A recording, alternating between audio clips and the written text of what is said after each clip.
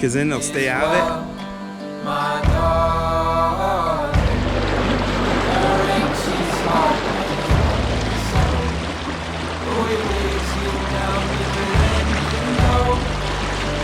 That's what we call auto swim. Engage auto swim.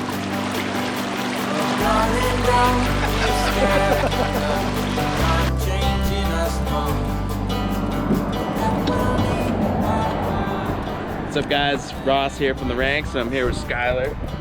Hey guys, from trout hunting. We're right at the beginning of the spring runoff, and we're gonna go see if we can catch some brookies on some streamers. Now, most people won't fish the runoff because they think you can't catch fish when there's high water. But let me tell you, those little suckers have to eat, and they have to eat all the time. Yeah, and if we can find them, we'll get them to eat, because big thing about runoff, find the fish, they're all gonna be in the same spot. All right, let's go check it out.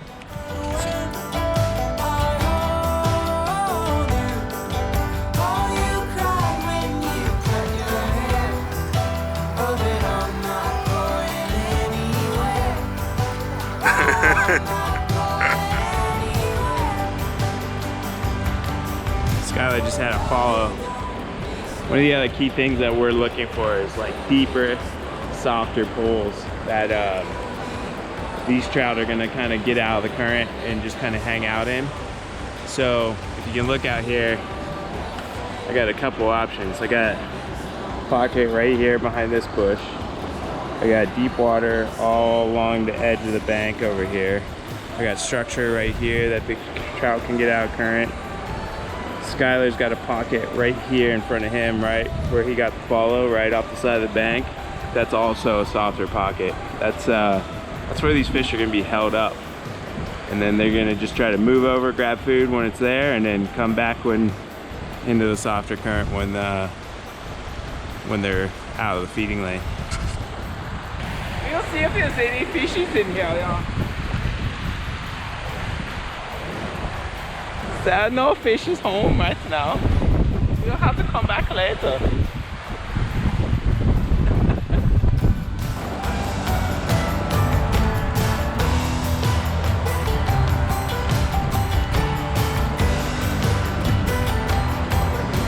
Well, you know the mountains are super saturated and wet when water is just bubbling up out of the ground. Oh yeah. This guy just got a good hit on the streamer. He came after it, but then that was it. So we're gonna change up colors. So he's gonna throw mine, and then yeah, see if we can get another eat.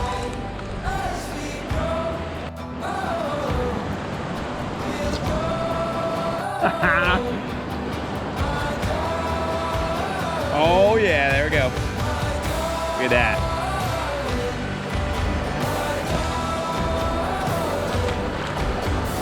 Little brownie. He was tucked right down here next to the grass. Came up and smacked that thing. Pew!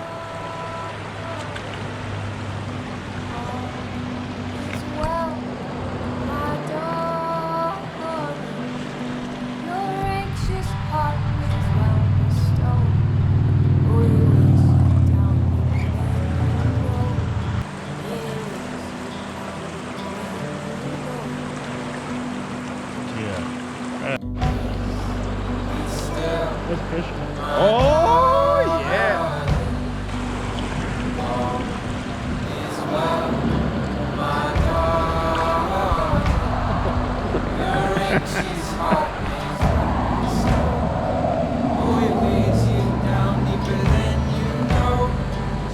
So we can hear water going over Beaver Dam. We know there's a pond somewhere around there. That's what we're trying to find.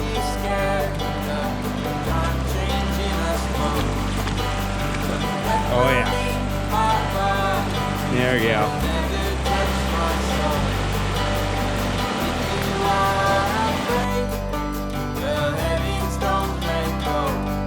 Down that.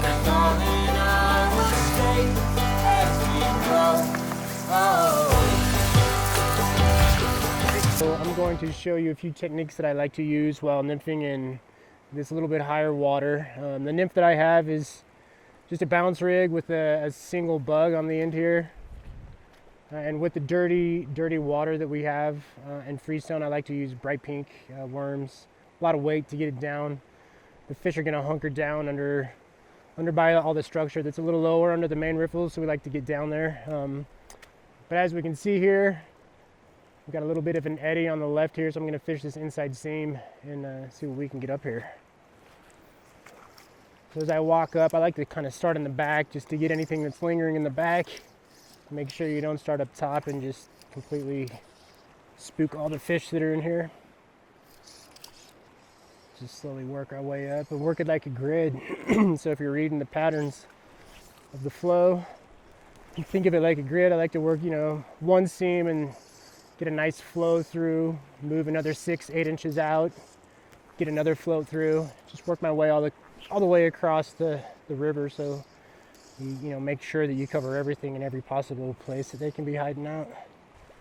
Another thing you want to make sure when you do go fish a little higher water is make sure you know where you're fishing, what the river's like on low water, so you know where the holes are. For example, I was out here a couple weeks ago, and I know if you look down in the water right here at the tip of my rod, there's a dead deer under the water. You probably didn't notice it.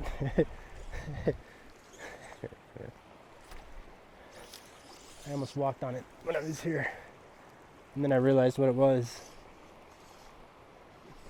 All right, guys, we're gonna nymph this run here, and my setup right now is an inline setup. So I got what we call a dirty water worm. It's pink with a little bit of flash. I got a Pat's rubber leg, then I got 3 ABs on there up to my indicator. Now, when you're fishing water that's kind of off color and not so clear, this profile, weight, and size is your friend. Fish can't see stuff coming real far away when the water's off color, so the bigger and juicier it looks, the more they're gonna eat it. All right, let's try this out and see what we get here. The weight's really kind of what it comes down to. When the water's moving fast on top and you're using an indicator rig, it's just gonna get towed way too fast to ever get down and get effectively down to the bottom of the fish, where the fish are. So if you're not tagging bottom, it's like the good saying goes, you're not catching fish. So we're gonna put this through a couple times. Oh, that looked kind of fishy there. But I know if I'm getting caught up on the bottom a little bit, that's right where I need to be. So now we just gotta find somebody that's hungry enough to eat what we got. Right there. I'm looking at all these little rocks that are submerged out here too. These are really good spots for these fish to kind of hide and stay out of the current. And if you can line up a drift to kind of go right in between some of those rocks, a lot of times there'll be fish down in between them. So that's always a good technique too. But this is back kind of to the point like Skylar was talking about. It's important to know what the run looks like underneath the water, because when it's off color and you can't see where all the structure, the rocks, or where the deepest part of it might be, it's gonna be a lot harder to figure out where those fish are stacked up. But since we've fished this run numerous times in all kinds of different conditions, we know generally where those fish like to stack up and feed.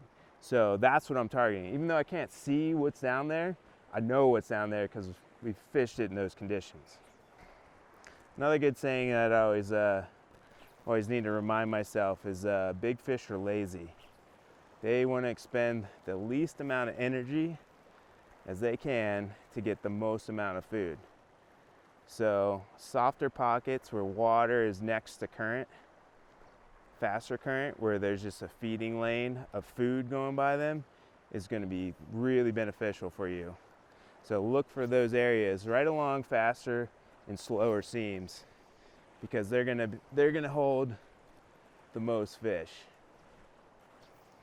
That's another thing with that a lot of people don't think is good times to fish is during the runoff, but often that's one of the best times of year to get into the bigger fish, because the muddier water, the higher flows, the higher currents push the big boys out of their holes, and so they end up in a lot of places where you can catch them rather than some impossible drift where they know that they can never get caught. Put a couple more in here, keep working this up. I might not be running enough weight or depth here because I'm not getting bottom until the pool's starting to shallow out. So we might just shift my indicator down here a little bit to get it a little deeper. See if that helps us at all. Yeah, let's do that. So now I'm going to take and slide my indicator up about a foot to give myself a little bit more depth and see if that will get us on the bottom. And if that doesn't get us on the bottom, the next thing I need to do is add more weight. But it's always kind of a combination of the two. Is the best way to do it is to see what works. Sometimes all you need is just another foot down and that'll get you on the bottom. Got a good drift here. Oh yeah, we're hitting bottom now. That's better. You know, sometimes it's kind of hard to think what some people know and what other people don't, but that indicator always needs to be going slower than those bubbles on top. If it's not going slower than those bubbles, then you're going too fast. Just a little bit though. You want that thing dragging. Nice work, Ross. Be still, my darling. It's a cutty. Well, my darling. Your anxious heart is not bestowed. Oh, it weighs you down deeper than you know. That's how we do it. Yeah, we see I'll take that.